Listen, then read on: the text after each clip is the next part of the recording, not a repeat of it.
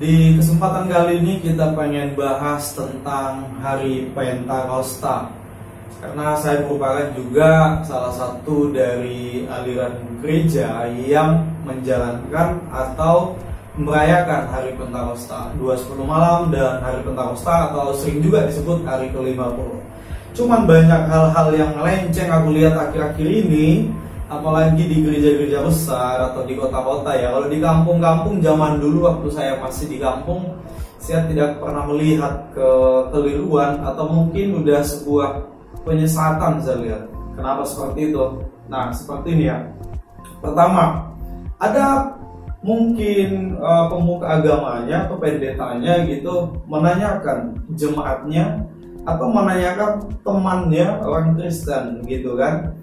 Walaupun mau beda sekte, beda nama gereja, dia tanyakan kayak gini, udah bisa bahasa roh?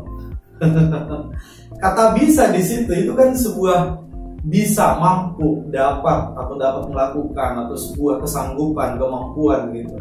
Emangnya bahasa roh itu sebuah skill atau sebuah apa ya, yang harus dipelajari dari bisa menjadi bisa? Itu udah keliru tuh ya kan.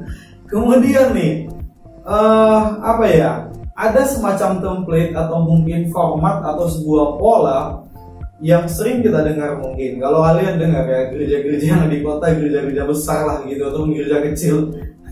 Aku setelah merantau nih dengar nih, dari sisi linguistiknya atau bahasanya, aku dengar kata-kata pronunciation-nya misalnya atau utterance-nya, pelafalannya, pengucapannya muncul bala bala bala, la bala bala ba, bara bara bara ba, bara bara bara. Ada beberapa orang Kristen yang aku kenal, aku tahu dan aku lihat dia bergereja, misalnya beribadah segala macam gitulah. Aku kenal di sekitar aku. Dia mengucapkan itu berulang kali dari hari ke hari, bulan ke bulan, tahun ke tahun hingga sekarang. Kata-kata atau secara verbal atau kosakata, sound gitu ataupun sound yang keluar dari mulutnya itu aja, laba laba laba, siaka laba laba laba. Saya rasa itu bukan bahasa roh. Dan kalau ada gereja-gereja yang mengajarkan seperti itu, dari pendeta paling atas sampai bawah, mengajarkan jemaatnya dengan pola itu, udah format gitu. Ya kamu harus bisa bahasa roh, belajarlah. Belajar, wow. Dan aku rasa itu udah mulai sesat lah itu ya.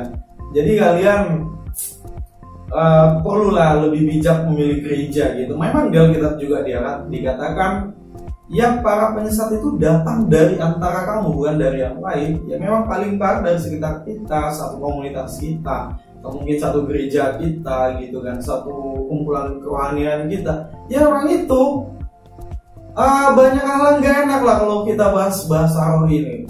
Kemudian dia berpura-pura berbahasa roh. Kalau kamu memang tidak dipenuhi Roh Kudus, kamu jangan juga sok ketentengan pakai bahasa roh terus kamu klaim itu bahasa roh. Kamu pura-pura siaka laba-laba, aduh, karena pendetamu paling atas kayak gitu, kamu diajarkan kayak gitu, semua jemaatnya kayak gitu, pengerjanya kayak gitu, siaka laba-laba. Itu bukan bahasa roh. Aku pastikan itu nggak bahasa roh, itu dibuat-buat, itu nyanyian.